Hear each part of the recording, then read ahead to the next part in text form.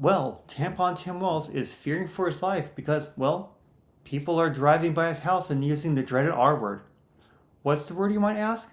Well, it's the word the mainstream media won't use. And that word is retarded.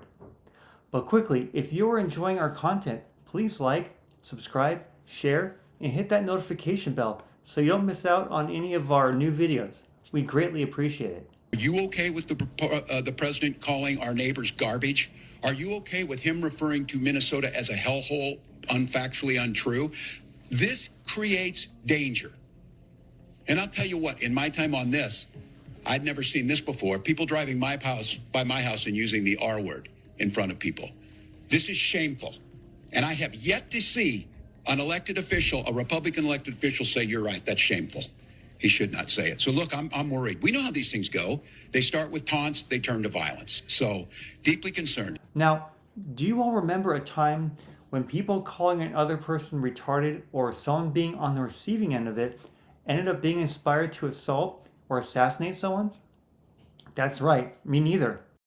It also seems that Tampon Tim just doesn't seem to understand the irony of his words, especially when the words and associations to political opponents he's used in the recent past have led to violence. And of course, many of the people charged in this scandal, they're part of the Somali community. And Tim Walz was asked about this, asked about the fraud scandal, and his answer was, we can't demonize a certain group. That's an interesting thing to say, given the comments he's made in the past. Let's listen to him. And this type of language, well, maybe it's time for us to be a little meaner. And when it's adult like Donald Trump, you bully the out of him back. What we should demonize is people like Elon Musk. Although I will say this, the last few days you woke up thinking there might be news.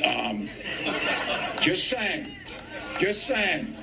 There will be news sometime, just so you know, there will be news. Here, he's talking about bullying President Trump in return for Trump quote-unquote bullying others with language he's used. He encouraged his fellow Democrats to be more aggressive in their resistance to Trump's policies, further stating that he is a weak, cruel man who punches down at people to instill fear. Aside from insulting Trump, he has attacked Elon Musk by calling for people to demonize him and installing the stock app on his phone just to watch Elon's company, Tesla, stock fall, not realizing or caring that many of his constituents have their livelihoods invested in that Tesla stock. But nothing is more serious than what the last one implied, that the rumor at the time that President Trump had died was actually true. And this isn't just some troll sitting behind a computer in someone's basement. No, it's the governor of a state, a very known and important man. But we're not finished with Walz just yet. This one of him pushing the fascist Nazi stereotype is truly shocking, but not surprising. The reason why it's shocking is that it was before the assassination of Charlie Kirk, but after 2 assassination attempts on Donald Trump. The former chairman of the Joint Chiefs of Staff, Mark Milley, said, no one has ever been more dangerous to this country than Donald Trump, and he is a fascist to his core. Let that sink in and don't be a damn bit afraid of saying it, because that's exactly who he is. While the right throws insults like retarded or calling someone crazy or stupid or so on and so forth, there has hardly been an instance where these have enraged and inspired people to kill someone. Being around someone who has these traits does not make them feel like their freedoms or personal safeties are in jeopardy. As mentioned, these words haven't led to genocide or systemic oppression of any race or country, but the words Nazi, fascist, and dictator have.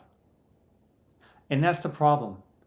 When you can't see why your language is dangerous, that's when it becomes dangerous.